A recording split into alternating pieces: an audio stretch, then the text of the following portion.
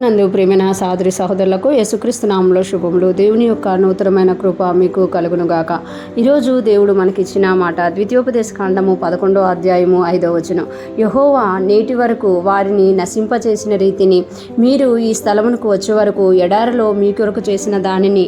ఇక్కడ మనం చూస్తే ద్వితీయోపదేశ కాండం 11వ అధ్యాయంలో దేవుడు మరొకసారి మోషే గారి ద్వారా తను ఏమేమి చేశారో ఇశ్రాయేలుకి గుర్తు చేస్తున్నట్టుగా మనము చూడగలం అనమాట. ఇక్కడ గుర్తు చేస్తూ మోషే గారు అంటున్నారు కదా, యెహోవా నేటి వరకు వారిని నశింపచేసిన రీతిని.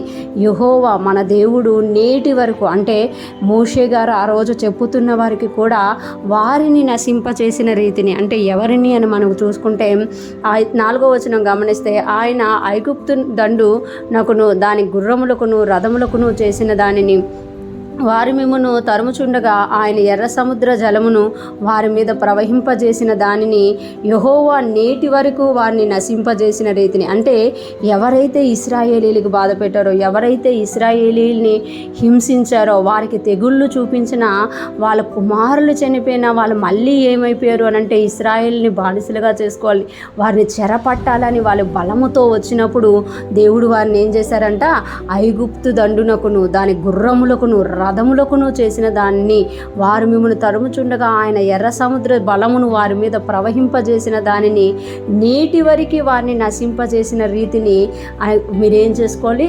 జ్ఞాపకం చేసుకోనండి. మీరు జ్ఞాపకం చేసుకోండి, మీ మధ్య దేవుడు ఉన్నాడు అని తెలియజేస్తున్నారు. అంతేకాకుండా మీరు ఈ స్థలమునకు వచ్చే వరకు ఎడారిలో మీ కొరకు చేసిన దానిని కింద వచనాల్లో చెప్తున్నారు కదా. 6వ వచనంలో రూబేనీయుడైన ఎలియాబు కుమారుడైన దాతాను అబీరాములకు చేసిన పనిని, భూమి నోరు తెరిచి వారిని వారి ఇండ్లను గుడారములను వారి యొద్దనున్న సమస్త జీవరాశులను ఇశ్రాయేలీలందరి మధ్యను మృంగివేసిన రీతిని చూడకయు ఎరగకయు ఉన్న మీ కుమారులతో నేను మాట్లాడటలేదని నేడు తెలుసుకునండి. నేను మీ పిల్లలతో మాట్లాడట్లేదు, తల్లిదండ్రులైన మీతోనే నేను మాట్లాడుతున్నాను. దేవుడు మీకు ఈ విషయాలన్నీ గుర్తు చేయమన్నారు. నా టైం అయిపోయింది, నేను వెళ్ళిపోతున్నాను. కానీ దేవుడు చేసిన కార్యాలు, దేవుడు మీ కొరకు చేసిన వాటిని మరొకసారి నేను మీకు గుర్తు చేస్తున్నాను. ఎలాగ మీరు ఈ దినము వరకు వచ్చారు, ఏవేవి తప్పించుకొని వచ్చారు, దేవుడు మీ కొరకు ఎంత చేశారు అనేది మోషే ద్వారా దేవుడు ఇశ్రాయేలీనికి గుర్తు చేసినమాట. అక్కడ మనం చూస్తున్నాం కదా, ఐగుప్తు దండుకు చేసినదా కాదు, దేవునికి విరోధంగా దేవుని ప్రజల్లో నుండి లేచిన దాతాను అబీరాము గుంపుకు కూడా దేవుడు ఏం చేశారు అనేది కూడా ఇక్కడ మోషే ద్వారా దేవుడు గుర్తు చేస్తున్నారు.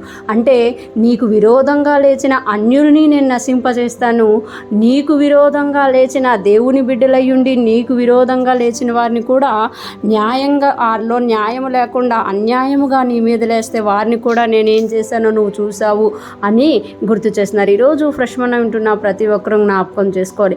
ఆనాడు ఇశ్రాయేలీలకి ఏం చేశాడో దేవుడు ఈనాడు మనకు కూడా అదే చేస్తారు. ఆనాడు ఇశ్రాయేలీలకు విరోధంగా లేచిన ఐగుప్తీయుల్ని ఎలాగ నశింపజేశారో, అదేవిధంగా తన చుట్టూ ఉన్నవారిని ఎలాగ నశింపజేశారో, వారి గుంపులోనే వారికి దేవునికి విరోధంగా దేవుని నాయకత్వానికి విరోధంగా లేచిన వారిని ఏం చేశారో గుర్తు చేస్తూ, నేను అదే దేవుడినై ఉన్నాను, నీకు విరోధంగా లేచే అన్యులైన, నీకు విరోధంగా లేచే దేవుని పిల్లలమని చెప్పుకుంటూ గొర్రె చర్మం ధరించుకున్న తోడేళ్ళైను వారికి నేను అదే చేయబోతున్నాను అని దేవుడు మనకి గుర్తు చేస్తూ మనల్ని ప్రోత్సహింపజేస్తున్నారు. ఈరోజు మనం వింటున్న ప్రతి ఒక్కరం కూడా దేవుడు మనకు తోడై ఉన్నాడు. వెలుపటి పోరాటమైన లోపటి పోరాటమైన దానిని అణచి మనల్ని ముందుకు నడిపించుటగా ఆయన సమర్థుడు. అటువంటి గొప్ప దేవుణ్ణి మనం కలిగి ఉన్నందుకు దేవునికి స్తుతులు అర్పిస్తూ ఆయన్ను చూస్తూ ముందుకు సాగిపోదుముగాక.